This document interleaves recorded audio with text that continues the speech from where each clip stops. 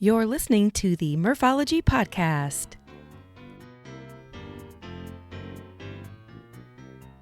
Thanks for tuning into the Murphology Podcast. I'm your host, Kathy, aka Murph, and I am here to give tips and information about group bicycling and bicycle touring with a focus on the Midwest and hopefully provide some entertainment for you as well.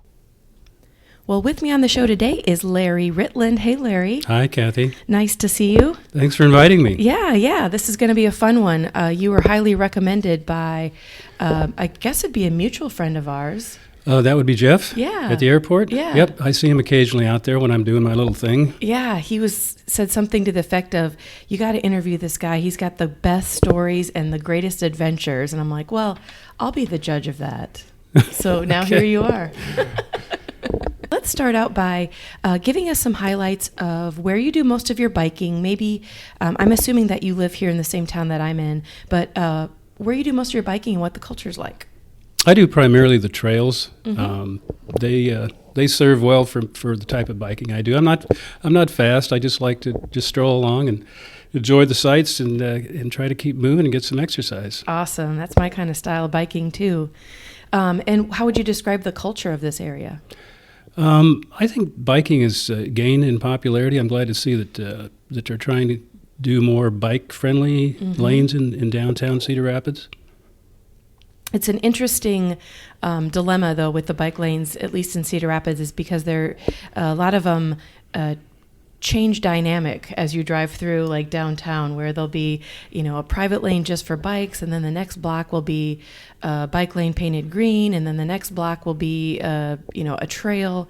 So it's nice to see Cedar Rapids is forward thinking, but it's a little bit confusing sometimes for both cyclists and motorists. Well, it is. As a matter of fact, when I parked and walked over to the library to meet with you, Yeah. I almost saw an accident where a person ran a stop sign. Well, actually, they didn't run the stop sign. They just stopped and then continued through, thinking the other traffic coming the other direction was going to stop. Was it a four-way It was a stop? four-way, which it wasn't. Yeah. So I heard some words out the window. You just waved and said, I'm going to go on my way. I've heard those before. Well, how did you get into bicycling as an adult? Well, I did running for years. I had a dresser drawer full of Fun Run T-shirts. Mm-hmm. And then I was talking to one of my daughters, and we started talking about doing RAGBRAI. And I thought, well, at this point, I'm not getting any younger. I better do it now, or it may not happen. So I belonged to the MAC, and instead of doing the treadmill, one day I decided to hop on that stationary bike. Oh, okay. And then my thought was, this is in the fall, so my thought was, if I could work up to 20 miles through the winter on the stationary, then I'll get out in the spring and really get serious about it. Very good. Okay. So that's the way it started as an adult, and but not unfortunately, but my daughter didn't make it. She ended up getting pregnant, so she decided not to do RAGBRAI the following year. So that would have been 2015 for my first RAGBRAI. Oh, but you went ahead, even though she couldn't. Yeah. You went. I was determined. I wasn't going to waste all that time on the stationary. Very good. And I'm assuming at this point, if people have been listening to Murphology Podcast for a while, they've heard RAGBRAI come up multiple times. But it's basically a 7-day tour across the state of Iowa, starting at the Missouri River and ending at the Mississippi River. And it's like a small town on wheels. And each day we stay in a different community, but all the bikers are traveling at around the same pace. It's around 15 to 20,000 cyclists, so we have to spread ourselves out during the day, but we're all on the same route each day. Yep, from town to town, and everyone has the same town to end in for the day. Yes. And stay over for the night. Yeah. And it's kind of taxing for some of the communities, I think, to handle that size of a group, but most of them accommodate everyone pretty well. Right. And if you can find a good church basement, you are set for the night because they make the best food and pie. They do. They do a great job. Those church ladies and men, they get out there and they do accommodate great hospitality. Yeah. Oh, yeah. So I guess the moral of that story is if you have not done RAGBRAI, at least go online and check it out, ragbrai.com, RAGBRAI. And don't worry about your age. I've seen kids as young as 5 years old on a tag-along bike with parents, and Let's see. I think what is the oldest guy now trying to do? He's got to be in his 90s. 90s, yeah. Well, I guess we were just before we were recording, we were talking about another local celebrity here in Cedar Rapids, Clarence Bosenberg, and he's in his 90s and he does RAGBRAI every mile and he camps. Like he sleeps on the ground every night. Like I've heard of him. I don't think I've met him yet. But there's also a lady. She was last time I talked to her. She was 89 from Washington, Iowa. Lucy. Everybody knows her as Lucy. Oh, okay. And is she still doing RAGBRAI? I don't know. I didn't see her last year. Ah, well, there's so many people. It's hard to miss it. So. It's hard to keep up. Yeah. So you call yourself the old cycling veteran, and you even have a Facebook page to prove it. And I'm assuming that means that you are a veteran. So I want to make sure I say thank you for your service. Yeah, thanks for thanking me. Yeah, it's awesome to be in your presence and know that you have helped out our country. But how did that name come to be? Well, my daughter was going to help me set up a Facebook page when I was going to do this epic ride across the country. Mm-hmm. And we wanted to capture who I am, and I'm old. Okay. I cycle, and I'm a veteran. So perfect. That was probably an hour-long meeting. It was. But I bet it took, you're like, oh my gosh, there it is. Yep. Well, and there's actually an old veteran, I think, was already taken. Oh, okay. All right. For some of the Facebook pages. So anyway, that's the story behind the old cycling veteran. And that Facebook page is specific to, like you said, an epic cross-country adventure that you did. So I want to get right into that because it goes back to you being a veteran and cycling. I'm not going to say that you're old. You can say that, but I'm not going to. I like it when some of the younger people I work with, I do some part-time work, and if they call me the old man, I take that as a compliment. Awesome. Well, the most recent epic adventure that you did was riding across the United States. And according to what I saw on your Facebook page and what I've heard about you, you did that ride to raise awareness for the American Legion. Is that true? That's true. Well, let's hear about this adventure. Well, the American Legion, first of all, it's a veterans organization. It's been around since 1919. First organized in 1919. So obviously this was the 100th anniversary. Mm-hmm. So I decided that since I'd been on the road, I drove tour buses and trucks for years and didn't have a chance to attend the meetings or really get involved that much. So I figured, well, this year's the 100th anniversary. Let me see what I can do to kind of correct that situation and draw some attention to the American Legion, which is a great organization. Oh, yeah. I have definitely, biking through small towns, you can't pass up stopping at an American Legion, which, my reason for stopping is probably not the same as yours. I like to go there for hearing stories and cheap beer and, finding a Miller High Life on the shelf. Well, that's funny. A lot of people do have that image and think of the American Legion that way, but they do great things. As a matter of fact, there's a group called the American Legion Riders, and I like to say that it's kind of the answer to the Hells Angels of the American Legion. Nice. Okay. But they're motorcycle riders, and they raise thousands of dollars for children of lost or wounded veterans, disabled veterans, for scholarships. Very cool. And does that organization still exist today? Oh, yes. It's very popular. Yeah, it started out in, I believe it was Michigan, just by a few motorcycle guys got together. But I was trying to think of organizing a smaller version on bicycles. Sure, yeah. To raise money and do things like that. But it has a long ways to go if I'm going to get it off the ground. But I'm still considering it. Right. Well, you've got your first one done, your 2019. Tell us about the actual ride. How many miles did you do? Where did you start? Where did you end? Well, the starting point was a town called Ocean Shores, Washington. It's on the west coast, obviously, and it's right on a beach. So I've got in my Facebook page, I have a picture of my wife and I on the beach the first day, getting started. And from there, we went through Washington, of course, and Idaho, Montana, down through a little bit of Wyoming, Nebraska, Iowa, Illinois, Indiana, Ohio, West Virginia, Maryland, and Virginia, and then into Washington, D.C.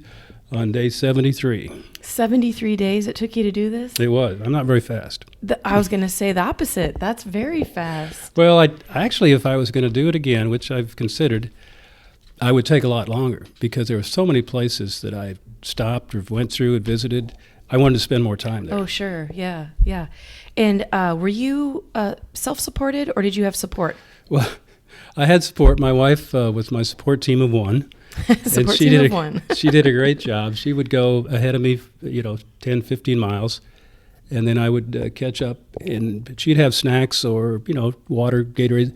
But I've seen the true cross-country team with all their gear, and I don't think I'm up to that level. They're just a grade above. Sometimes those bikes weigh as much as people. Like, those I are know.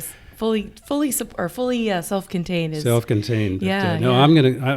I'm just a kind of a supported guy, kind of like Ragbri, where Yeah. you just ride every day and don't have to worry about all your gear. Right. It just shows up when you arrive in the next city. Right. And so you started in the state of Washington and ended at Washington, D.C. How did you choose to pick the route? The bicycle organization in Missoula, Montana, I believe it's called Adventure Cycling Association. Yes, it is. Yep. And as a matter of fact, I did stop there. My wife and I stopped there one day. They have a different route you can take, so I ordered their book because I did join the organization, and I received one of their books of going across the country. So I used that as part of my route, and then a lot of it because of places I wanted to go through and end up in Council Bluffs to begin Ragbri of 2019. I modified their route and did a lot of my own routing to come up with that route through Iowa for Ragbri. And I thought it was cool, at least based on your Facebook page, that you were visiting American Legions along the way. That's correct. I contacted, when I set up my route, then I knew where I'd be each evening, at the end of each day. So I contacted American Legion posts across the country in those towns and asked if they would be interested in hosting me. Unfortunately, there wasn't a great response, but the ones who did respond were very enthusiastic. Oh, awesome. And so were you able to stop at those places, like when you say host, does that mean that sometimes they were feeding you or giving you overnight accommodations? They did. They would provide a motel. We stayed in 2 homes. Oh, nice. Then someone provide dinner and breakfast. It was a unique experience because then I got to meet those people and Sure. and get to know them a little better and get to know a little bit more about their towns as Sure. well. Any good stories or good people that you met along the way? Well, the one in particular that comes to mind was in Little Brewster, Nebraska. There was a couple there, and they were just the greatest couple. They had this lodge called Uncle Buck's Lodge, and they put it together about 25 years ago. It had maybe 8 rooms. And on our way out, we traveled by pickup, of course, to take all our gear and the bike out to Washington State. So we went through, but traveled part of my route backwards, going out to Washington State, and we came across this place, and we said, well, we'll have to look at our schedule to see if we can book this for a couple of nights. Sure. Because about every 6 days, I would have a down day where I'd do things in the area, like Gillette, Wyoming was the 4th of July, so we went to the Gillette, perfect. Wyoming parade. Perfect, yeah. 4th of July parade. So in Brewster, anyway, we stayed 2 nights. Sweet old couple, and he was actually Cowboy of the Year in Nebraska. Wow. Several years ago. He looks like the old Marlboro guy without the cigarettes. Oh, sure. And they fed us, lodged us, as I said, for 2 nights. And when we went to check out and pay them, they wouldn't take a dime because they were so impressed with what we were doing, riding across the country for the American Legion. Oh my gosh, that's So a that was feel-good story. Yeah, it was a great experience to meet them and have that feeling that they really cared about what we were doing. Sure. And you mentioned Gillette, but any other favorite places that you visited? We spent a night in 2 nights in Indianapolis, and one of those was one of the down days was touring the American Legion headquarters, which is in Indianapolis. Okay. So we got a special tour. As a matter Is of the fact, headquarters more like a museum? no, it's their actual. They do have a small museum in the building, but it's their actual headquarters of the entire American Legion, national headquarters. Yeah. Okay. Yep, in Indianapolis, and it turns out that one of my friends that I rode a school bus with back around Little Roland, Iowa, his niece works for the American Legion at the national headquarters. Ah. So I contacted Jill. Bob said, get a hold of my niece. So I did. And Jill gave us a private tour and took us to lunch and just had a nice visit at the headquarters of the American Legion. That's impressive. Well, thanks to my old school bus friend, Yeah. it Oh, worked yeah. out. Yeah. Do you recall how many miles your entire adventure was? How can you forget? 3,620. Wow. That's quite impressive. So, yeah, it was quite interesting. Yeah, especially when you told the story about what was it just 4 years ago? You were like on your stationary bike, thinking, if I can get 20 miles in. Well, and prior to that, I had an old hybrid bicycle, a Schwinn, that I bought from Skunk River Cyclery in Ames, Iowa. Ames, Iowa, yeah. And my wife and I each bought similar bikes, the old Schwinn, and that was in 2001. Okay. And the longest I'd ridden it, I think I estimated, because I didn't have all the computer gear that people have now. Sure. We got lost on the trails up in Cedar Falls and Waterloo. Oh, There's sure. a lot of trails. Yep. So I think we ended up riding about 20 miles. So that prior to 2015, that was the longest I'd ever ridden a bicycle. And is that the bicycle you used for this cross country? No. No. I've used it on occasion, but when I first started riding after I got through with the stationary, that's spring of 2015, that's really the only bike I had. So I bought my first road bike in April of 2015, Okay. just before my first RAGBRAI. I paid as much for that new road bike as I did my first new car, Oh, my goodness. which was a 1970 Maverick. I say the same thing because I spend a lot of money on my bicycles, but I also spend more time on my bicycle than in my car, at least during the warmer months. Well, I tell people that if they're thinking about getting into bicycling, get something that's a decent bike. Get a Right. good bike. I think first of all, you'll still want to waste the money and then not ride it. Right. And secondly, you'll just feel better out Right. there riding a decent bike. Yeah, comfort's important, and shopping local is pretty important too. So what would you say, how would you describe the finish line, getting to the end, knowing you're done? Relief. Relief. It was great. It was great to finish. I'd been in touch. I have 3 daughters. I'd been in touch with my daughters, of course, and so all 3 of them in the beginning said, "Well, we're going to meet you in Washington D.C. if you make it." And I said, "Yeah, right."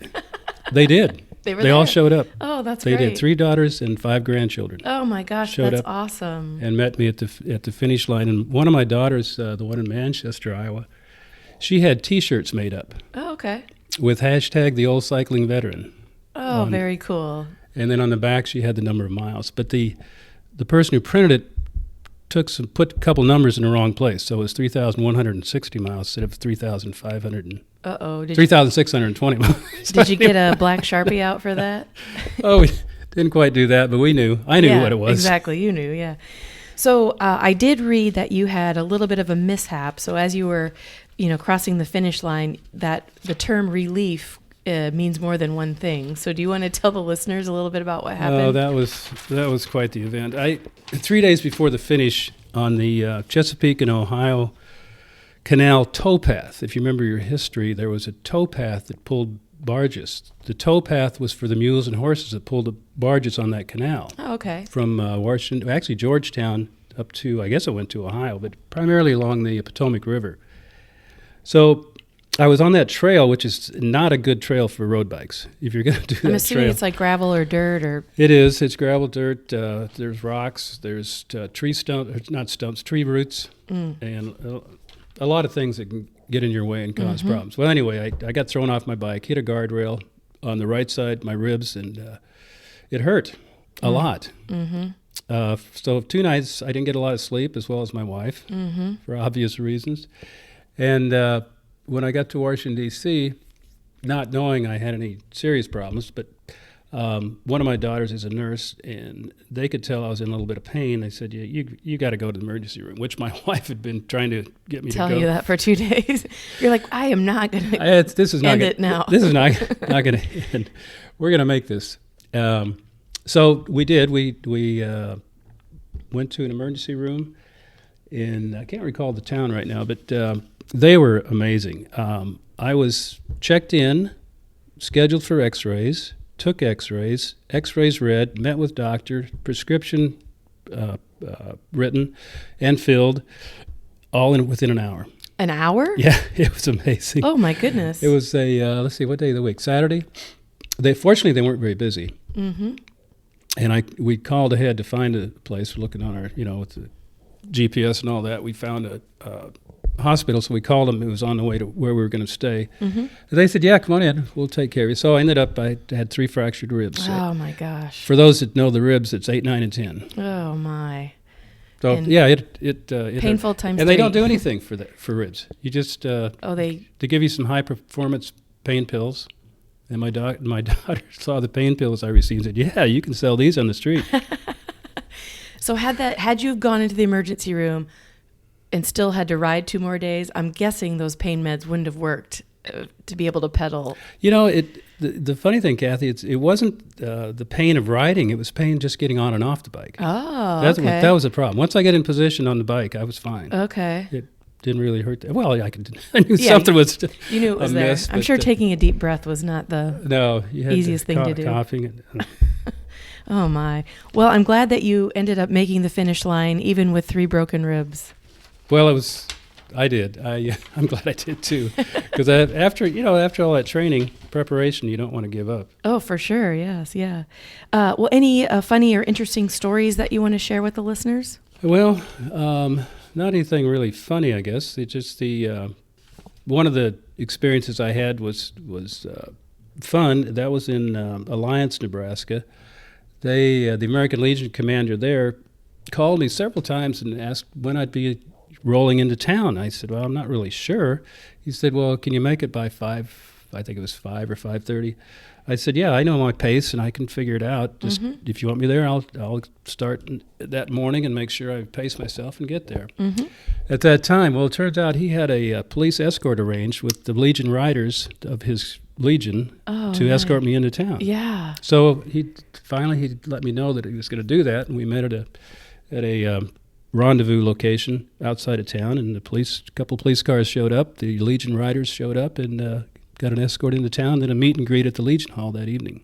That is amazing. And then they also awarded me what's known as the Quilt of Valor. Oh. There's an organization, and I think it's based right here in Iowa, Quilts of Valor, that are awarded to or given to veterans, and they thought I was worthy of it, so I was given that Quilt of Valor, which was quite an honor. Yeah. Well, the whole experience sounds like quite an honor. And when you say the American Legion Riders, it's the motorcycle gang, right? That's the motorcycle gang of the American Legion. So you've got a police escort and a bunch of motorcycles getting you into town. It was fun. Oh, that is awesome. A quick interruption to tell you this week's podcast is sponsored by MooseTreksBikePacking.com. One great new product is the Rear Rack Saddle Pack. These dual attached roll closure top opening packs have a combined capacity of about 12 liters. Check out this item on Amazon and enter promo code Murphology to get 20% off. Now back to the show. Well, I mentioned a couple times that you have a Facebook page. Would you be willing to share what that is so that people can check out your trip? Well, yeah, it's simply www.facebook.com/theoldcyclingveteran. Easy enough. And the pictures are amazing. You did such a great job with telling the story. I highly recommend people check it out. Yep, if you want to check it out, please do. And if you want to ride across the country, let me know. I might join you. Yeah. Well, speaking of rides, you also did another ride that I consider epic, and that was the Alaska Highway Ride. I did. That was in 2016, 3 years ago. In 2012, I'd had heard about it, and being a farm boy from Iowa, I'd heard about the harvest run for wheat, a wheat harvest run where you start in Texas and work your way all the way up to North Dakota into Canada harvesting wheat as it ripens. Oh, okay. So I decided to do that one year, and I met a guy, met several people, of course, but one of the guys decided to do the Alaska Highway with me after I put it on a couple of Facebook posts, and he picked up on it and said, well, I want to go with you. So he did, and that, like I said, that was in 2016. As a matter of fact, I thought RAGBRAI was so much fun, and I felt so good after finishing that I started thinking about something else I could do. And I've been to Alaska via the Alaska Highway 6 times. As a matter of fact, I worked up there one summer. I drove a tour bus for the cruise people on the land tour.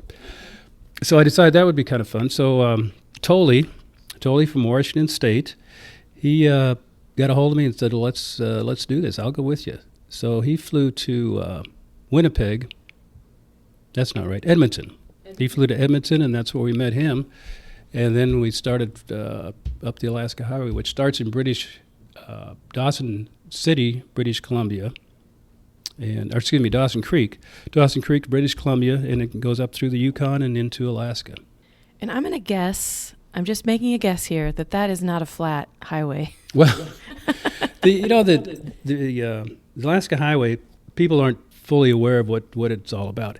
It was originally built in 1942, and during World War II, to transport supplies and troops up to Alaska because their threat of invasion by the Japanese into Alaska, which they did. That's another story. They did get into a couple of islands on the Aleutian chain. Anyway, it's right now about 1,387 miles is the official distance. And it was built in just 9 months, and it was all gravel. And people who drove it in the 50s and 60s, it was still all gravel. But now it's pretty much, the entire distance is pretty much like a good county road in Iowa. Okay. So it's not too bad to ride, and good shoulders along parts of it. And if it's called a highway, is it actually like highway speeds? Yeah, you can. When I first drove it, 2002. Well, let's see, I drove it before that. But anyway, I drove it in my pickup when I went up to work that summer. I set my cruise on 80 going through the Yukon because the Yukon's interesting. There's Mounties patrol the Yukon because the Yukon doesn't have its own provincial police like others because it doesn't have a large enough population for a tax base to support its own province. Okay. So it's called the Yukon Territory, and it's the Mounties. That's where you see those pictures of the Mounties in the summertime on their horses. Yeah. But it's interesting, and it's pretty wide open. Now, bicycling it's a different story. The interesting thing about driving, or bicycling rather, the Alaska Highway is the number of motorhomes and RVs that go up there during the summer. Yeah, that's and they I don't think they like bicycles. Getting past too close by one of those vehicles there's nothing fun about it. No, it's not. So tell us about that ride. I mean, how many miles did you do? We did, well, that one really took some planning. I had a trailer, and if you look at the Alaska Highway ride, the trailer was painted up with the Alaska Highway ride. I can't remember all it's on it. But anyway, we went, we started in Dawson Creek, British Columbia, and that was 21 days. Oh, okay. Was all it took us. Now, I didn't ride every day of that ride. One day it was just so cold and rainy going through the Rockies that I didn't ride. Tolley did, and he was, of course, he's 24 years old, and I was 68. So there's a little age difference there. Right. So I guess he had a little more stamina than the old man did. Yeah. And when you said you have a trailer, did you actually have your gear on the trailer, or were you supported on this event too? My good wife was along on that one. She drove the pickup pulling the trailer. And fortunately, I had my old Schwinn in there as well because I broke a shifting cable on my nice, good road bike. Mm-hmm. I used, for the last 4 days, I used the old Schwinn. Well, good thing you had it. It came through. Yeah. The Alaska Highways is a fun experience too. Mm-hmm. We probably went a little bit too early because it was pretty cold going through the Rockies. It's down to 40 degrees with rain several days. Yeah. And we even got hailed on one day. It's hard to figure out your gear when it's cold like that because, when you're cycling, you warm up so quick. And to have, you can't have too many layers because once you start sweating, that's as my friend Rob says, that's kind of the kiss of death. Yeah. But it was fun. It was fun. I think I would do that one again as well. Mm-hmm. I don't know that a lot of people think of that, one of the things that I thought was really interesting as we were going up the Alaska Highway, we met people with all the full gear, as we talked about earlier, coming down the Alaska Highway. Okay. And they were on their way to Patagonia, all the way down to, where is it, Chile, Argentina? Oh, so they're going the whole... Yeah, the entire, what is it, Pan American Way? Or Sure, yeah. So they had plenty of gear, and we met guys from South Korea, England, Germany, Ireland, that they were all taking, now they weren't all in one group, they were separately along the way, but of course on the Alaska Highway you don't see that many bicycles, so you're going to stop and talk to each other. Right. And they were all taking, the ones we met, 9 months to a year. Just on their bike and enjoying life that way. Wow. I just am not familiar with the Alaska Highway bike ride. Were there towns spaced properly for you to be able to stop, or were you camping? Or that's where the logistics comes in, because we there's not a town, there's not a with motels or something you'd stay in, and I didn't want to stay in tents. Again, I'm too old for that every night. So I had hotels and the little ma and pa motels booked along the way. But they could be 70 miles from your ending point for the day. So fortunately, as I said, my wife was along with our trailer, so we'd put the bikes in the trailer, and we'd go maybe go forward 70 miles to the motel, then in the morning back 70 miles to that ending point. Oh, to get back at your point. And to start again, and then ride 70 miles, so we might be in the same hotel again. Sure. A couple of nights. So we did that a lot. It's nice to have a vehicle there, because then you can do things like that and still not... Now, the ones who were self-supported, obviously, they would stop and had their tents and food and whatever they needed with them, so they would just stop wherever they needed. Now, there's a couple of places that you do have to be aware of wildlife, but the wildlife sightings are good. We saw grizzly and moose and wow, all the typical wildlife you see in that part of the country. Yeah. Oh, that's great. As long as it's from a distance, I guess. Well, coming back to Iowa, you are also part of, we mentioned earlier that you do RAGBRAI.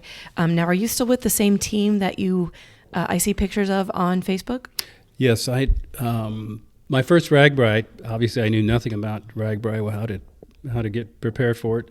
Wasn't even familiar with bicycling that much. So I contacted, again, a friend of a friend, and he was the leader of a group called Team Jazzed. Okay, shout out to Team Jazz. Team Jazzed, and Ty, the good old Ty, he's our fearless leader, and the name came about because he plays in a jazz band, saxophone. Oh, okay. So we have all tie-dyed T-shirts and team jerseys with tie-dyed and kind of a saxophone type image on the front and back. Yeah, the pictures that I saw, you guys all are wearing the same thing. It looks pretty cool. We like to start out the first day on RAGBRAI with the same jerseys. Yep. And then end the last day with the same jersey. Very good, yeah. And then, as you guys are sitting around camp at night, does somebody pull out their musical instruments and you have a little We haven't done that yet. It's usually kind of a low key. We get around and chat, but several of the team members go to the concerts or whatever entertainment's in town for the night. They like music. And Ty is a pastor, and just because it's a pastor doesn't mean we don't have a beer or two at the end of the day. So do you plan to do RAGBRAI again in 2020? I do. Awesome. That's awesome. As a matter of fact, I'm considering doing both. Yeah. I think it'd be fun to go east to west for once. And then back again, yeah. I am considering doing the same thing, but I do self-contained, so I'm trying to figure out if my body can handle 16 days of... Oh, you'll make it. You'll make it. Of course, yeah. Once I'm out, I'll do it. I'll be like you. I hope I don't have broken ribs, but I'll still do it. But it won't stop you either. Yeah. One more thing I wanted to mention about the American Legion. You mentioned it. It was the 100th anniversary or birthday of the American Legion in 2019, and it was celebrated on RAGBRAI this year. So I thought it was cool that you did this cross country bike ride, but you made sure to incorporate RAGBRAI in there. I thought that was amazing that you could, the amount of logistics that probably went into that ride were phenomenal. Yeah, it took a while to get the schedule the way I wanted it. I rerouted days several times. As a matter of fact, we even rerouted on the route. instead of going through the Black Hills, as it turned out, it was over the 4th of July weekend. And the Legion post there that I contacted said, I don't know if you're aware of it or not, but this is also the 100th anniversary of our local rodeo. Oh. So it's going to be crowded. Yeah. So I said, well, maybe it wouldn't be a great time to go through the Black Hills. So, Right. so we changed the route, went down through Wyoming and into Gillette for a couple nights. Oh, yeah, that you did say that you were there for 4th of July. But something else I saw, in addition to, well, let me back up. So I read that you've been cycling your age as far as miles on your birthday the last few years, and then you kind of upped the ante because it was American Legion's 100th anniversary. Do you want to tell us a little bit about that? I started when I was 60. As a matter of fact, my first RAGBRAI, and that's what I like to tell people, is don't worry about how old you are. Just get out and do it. Because my first RAGBRAI, or when I started biking, I started when I was 67. So I've done five RAGBRAIs, 6 century rides, the Alaska Highway cross-country ride, all after the age of 67. Wow. So, don't let that stop you. And the American Legion 100th anniversary, I decided to do 100 miles this year, and we did that. There was 6 of us, I believe it started out, that did the 100 miles. We went from Legion Post to Legion Post, starting in Marion, and made a big circle down to Solon. Oh, and sure. then back up through Springville. Let's see, where else we go? Central City, Center Point, and then back ending through Hiawatha in Marion. I think we visited like 6 posts, but the route turned out to be, according to my little computer, was 101 miles. Oh, perfect. So the 100 miles celebrating the 100th anniversary. Yeah. Do you know if you keep cycling into the future, there might be a chance you do another 101 mile on your birthday? My 101st birthday, yeah. I'm looking forward to it. I think we can get the listeners to, we can have more than 6 people show up for that one. Oh, I hope so. Get a big party. And we're thinking about making that an annual event for the 100 miles, Legion Post to Legion Post. And kind of a fundraiser would be the first June, hopefully the first Saturday in June was what we were kind of looking at. Yeah. And I think it would be motivation for people to do that distance early in the spring. It would motivate them through the winter to keep training. Yeah, to keep training, and then also it's great practice to find out if your body's ready for longer distance rides as the weather gets nicer. Well, later in June also comes the what is it called, the Tom RV that rides. Oh, Tom Rav. Yeah, yes. Tom Rav. Mm-hmm. Yep. That's I think 100 miles, two different days on a weekend. So I haven't done that one yet. I'm thinking about getting trained up, getting ready for that as well. Mm-hmm. And that was my next question. Do you have any bike tours on the horizon? I know that you're going to do RAGBRAI. RAGBRAI and maybe Iowa's ride. We'll see how it turns out this summer. The ride along the Mississippi River we just mentioned. Mm-hmm. And then there's one I'd like to do. It's pretty rugged, though. I'm not sure if I'm up to it, but it's there's a trail through the Rockies, I understand. It goes from Canada down to New Mexico along the Rockies. It'd be a north-south route. So I'm thinking about looking into that and giving that a try. Might need an e-bike for that one. Well, I'm gonna have to change equipment, I think. Yeah, that sounds like a aggressive one. Well, yeah, it would be, and I don't think you can be supported on that one. You'd have to with a vehicle, that is. You'd have to be self-contained, pretty much. But right. I don't know. We'll see how things shape up. Awesome. I got to see how this old body is in another year or so. Well, half the battle is your attitude, and you definitely have that nailed down. Well, thanks. I try to stay. Yeah, you are super positive, and I can tell that you are ready for the next adventure. Well, I'm ready for any adventure. Yeah. Well, Larry, thank you so much for being on the podcast, and I know I'll be somebody that will be following your Facebook page, and I would love to be part of that 100-mile ride next June, and at least the birthday one. Okay, we'll keep you posted. Yeah, and see where it goes. Awesome. And for those people who didn't write it down the first time, go to the Facebook website page, which is basically just The Old Cycling Veteran on Facebook. That's it. Yeah. Well, thanks, Larry. Thanks for having me. Well, it was great having Larry on the show today, and I wanted to take a few minutes to talk a little bit more about the American Legion. Formed in 1919, as we mentioned, it celebrated its 100th anniversary this year. The American Legion has a focus on service to veterans, service members, and communities. It's one of the most influential nonprofit groups in the U.S. There are over 2 million members with over 13,000 posts worldwide. Now, within the American Legion is a group called the Legion Riders, which Larry mentioned, made up of motorcyclists who are members. They do a ton of fundraising, and there are over 100,000 Legion Riders across the U.S. The American Legion has a ton of programs to help veterans understand their benefits, get troop and family support, and also get education and career help. They also provide scholarships to help veterans along with families of fallen troops. You can become a member of the American Legion if you have served in the U.S. Armed Forces, or you can donate to the American Legion by simply going to legion.org.